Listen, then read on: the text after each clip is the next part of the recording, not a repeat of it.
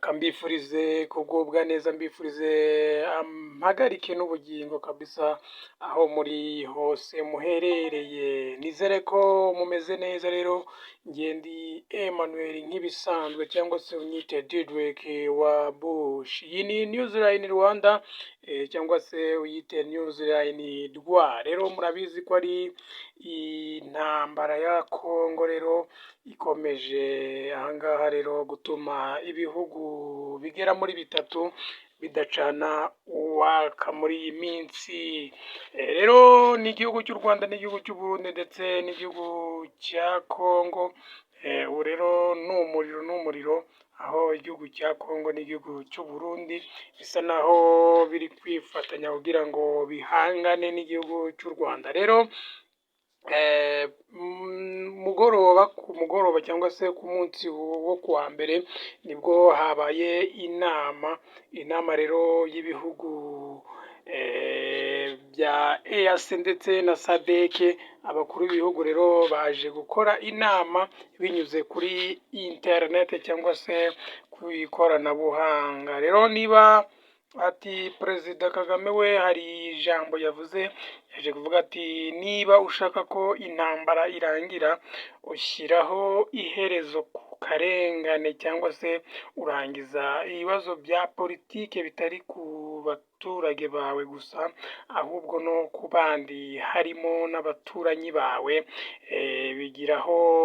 bibagiraho ingaruka. Rero ati ni ibyagarutsweho rero na Perezida Paul Kagame mu nama y'abakuru b'ibihugu byo muri EAC na SADC yabaye ku wa mbere tariki 24 Werurwe mu mwaka w'ibihumbi 2025, hifashishijwe rero ikoranabuhanga.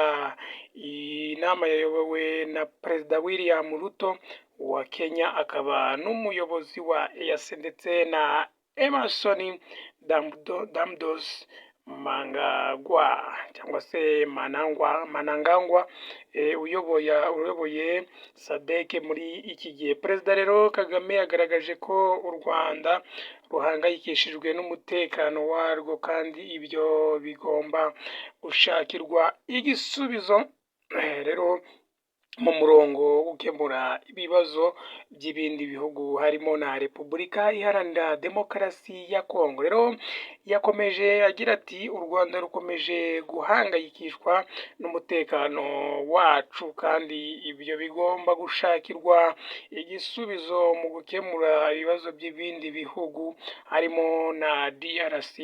Rero iyo tuvuze ubusugire bw'igihugu n'ubusugire bw'imbibi bisobanuye buri gihugu rero cyangwa se buri gihugu gikwiye kubahirwa cyangwa se kubahirwa ubusugire bw'imbibi zacyo ndetse n'ubusugire bwacyo. Muri iyi rero nama yateranyije iyi nama rero yateranyije igamije gushakira hamwe amahoro uburasirazuba bwa Repubulika Iharanira Demokarasi ya Kongo n'akarere muri rusange. Perezida Paul Kagame yagaragaje ko hari intambwe iri guterwa ndetse ko yizera adashidikanya ko buri wese azagira uruhare mu gutanga ubufasha n'umusanzu mu kurangiza ibibazo biri muri Repubulika Iharanira Demokarasi ya Kongo. Rero inama ihuriweho n'imiryango ya EAC ndetse na SADC yemeje ko kandi abahuza batanu mu kibazo cy'umutekano w'uburasirazuba bwa DRC, abarimo rero Uhuru Kenyatta wabaye perezida wa Kenya, witwa Olusegun Obasanjo wayoboye Nigeria, no bita Kgalema Motlanthe wabaye perezida wa Afurika y'Epfo, no bita Catherine Samba Panza wayoboye Central Africa, ndetse na Sahel Work Zewde uyu wabaye perezida wa Ethiopia.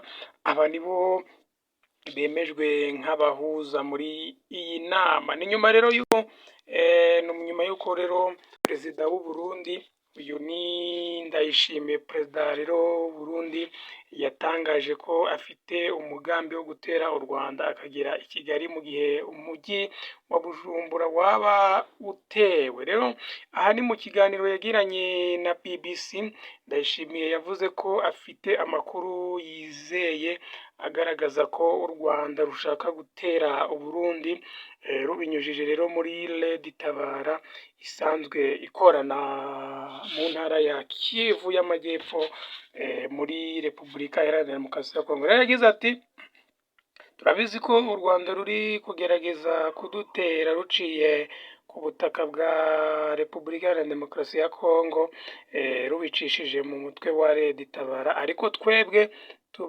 tubabwira ko niba bashaka gutera Bujumbura baciye muri Kongo, natwe Kigali si kure duciye mu Kirundo. Ni amagambo menshi yagiye avuga. Niba waradukurikiye ku munsi w'ejo ku nkuru twabagejejeho, twababwiye ibyo uyu mugabo Evariste Ndayishimiye yaje kuba avuga. Rero niba utarakora subscribe, kora subscribe kugira ngo ujye ubonera amakuru ku gihe. Ngende Emmanuel nk'ibisanzwe cyangwa se unyite Didrik wa Bush. Ciao ciao. Amahoro y'Imana abane namwe.